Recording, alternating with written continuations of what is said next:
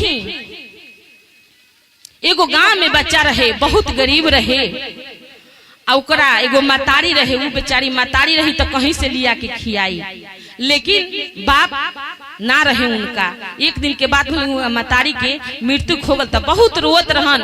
गांव के लोग सब इकट्ठा होके कहलक कि बबुआ मत रोवा, हमनी के रोज घर पीछे एक दिन खियाम से। लेकिन उ लइका 1 किलो चाउर के भात एक दिन खात रही। कहलक लोग के भाई राय कहलक लोग के कही दिन 1 किलो चाउर के भात खियावल जाई।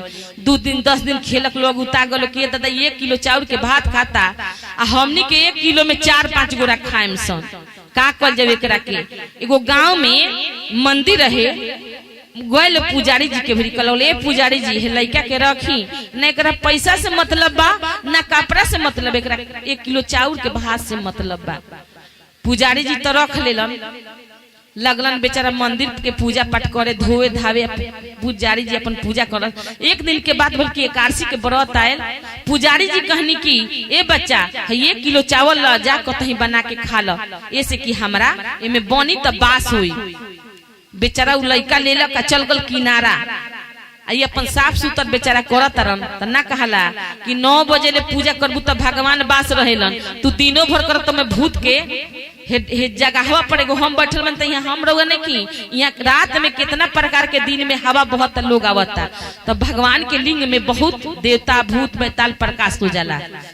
तो बेचारा अपन चल गली त अपन साफ करावत रहन पुजारी जी। लइका वहां भात बना लेलक। का कहता बिंजू मास्टर नन मास्टर भजन बा यहाँ। आहू आहू राम सीता आहू, आहू आहू राम सीता आहू, हमरा भोजन के भोग लगाहू, हमरा भोजन के भोग लगाहू। राम ऐनी सीता वैनी 3 गो पतल लिया, कहल कि हमू खाएम। तो लोग के हैं लो तो हम राम सीता हैं। लइका भोजन लगा दिल, कहल कि 2 गो पतल में कढ़ाई आ टोटल खा गलो। लइका आगे में बैठ के लाग रोटे, थोड़ा सा छोड़ दिलो, थोड़ा सा छोड़ दिलो, थोड़ा थोड़ा छोड़क लो कही कर। उहे लइका खैलक 1 किलो चाउर के भात खाए वाला, ओकरा आधा पेट भर गए। आत्मा में शांति ओकरा ना रहे। भगवान से जाके कहलक वहां पुजारी जी से, के पुजारी जी राम सीता के तो हमार खाना खा गई नहीं हलो, रउआ तनी ज्यादा दे 2 किलो दे। कहता कि पी उ गइल होई काशी के बेकरा बेच बाच के। बिहान भला उ बेचारा का कहल कि 750 4 दिन पंडित जी। फिर बेचारा लेके अइलन आ का कहतरन उहावा बना लेलन। कहतन कि आहू आहू राम सीता आहू, हमरा भोजन के भोग लगाऊ, हमरा भोजन के भोग लगा। फिर राम सीता लक्ष्मण जी तो कहतन कि ई के हो? कहतरन का कि हमर लक्ष्मण भाई हवन, कैसे छोड़ दी? वनवास में ही हमरा संगे रहस, तो कैसे छोट भाई के छोड़ के चले? फिर वही कटलन 4 गो पतल कलन, 3 गो पतल में पोड़स, ऐसे कि हमनी के 3 गो खाम से तू खैबा त ना खाम सब। बाकी लइका के ऐसा रहे ना ना ना लोग कहला कि हम ना खाई रहुआ, हमरा खा के खाना दुआरी पर से जाए। तब ओकरा बाद में फिर गल लइका कहल के पुजारी जी हमरा फिर उताज लक्ष्मण जी आ रही हो, ज्यादा चाउर दी ना। बिहान भला बेचारा आधा किलो चाउर दिलक। फिर बेचारा गइलन बनैलन आ फिर वही कहतरन कि आहू आहू राम सीता आहू, आहू आहू लक्ष्मण आहू, आहू आहू भरत शत्रुघ्न, हमरा भोजन के भोग लगाऊ। चारों भाई अगलू 5 आदमी कहलक लोग कि अच्छा ये बताई रउआ दिन पर दिन बढ़ले जतनी ये का है? तो कहल कि तू ही न बोलैला ह। तो कहत जातन से तना ना खा ली लो, लेकिन लइका के आस रहे कि छोड़े ला लो तो तनी आत्मा में शांति मिलेला। फिर 5 गो पतल में काट देना, रटे लगलन हर दिन खानी कि तनी सु छोड़ दे। बड़ी मन मार के गइलन। अब पुजारी जी से कहलन कि ए पुजारी जी हमरा एथी चाहिए, चाउर ज्यादा चाहिए।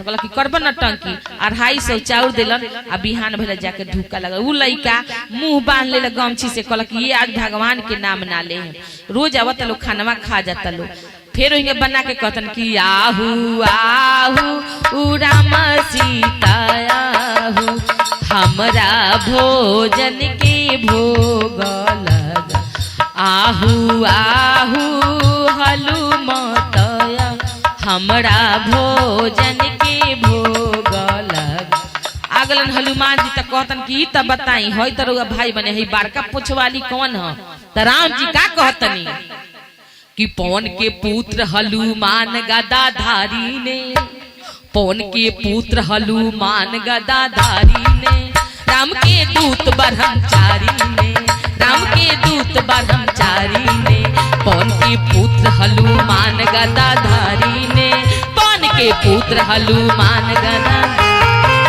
राम के दूत ब्रह्मचारी राम के दूत मीठा फल जान के सूरज के उसने खाया था सारी दुनिया में ही अंधेरा छाया था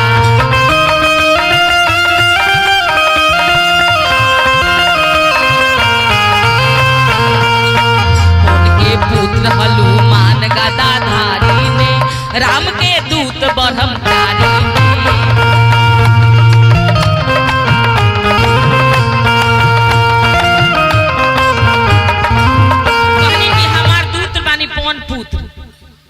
तो सब कोई से रटत ना कि तनी छोड़ दिहलो तले पुजारी जी ढूका लगा रही कहनी ए केकरा से पूछे तरह छोड़ दिया तो कहलन के देखिए गुरुजी हई राम सीता लक्ष्मण भरत शत्रुघ्न हनुमान जी करबन न टंकी पतल लौकता भात लौकता लेकिन भगवान उनका नैखन लौकत इतना बड़का पुजेरी रहन जब लइका हाथ धैलक कि देखी है बारन की ना जैसे हाथ धैलक तले सब कोई लौक गल उ लइका लगले उ गुरुजी लइका के गोर पकड़ गनी कि धन बारा पुरनिया हो गई पूजा करत करत लेकिन आज तक राम के ना देखनी भगवान के ना देखनी तोरा करतब से भगवान के देखनी कहलन कि आज से तू गुरु हम तहार चेला प्रेम से बोलिए शंकर भगवान की जय सियापति राम की जय।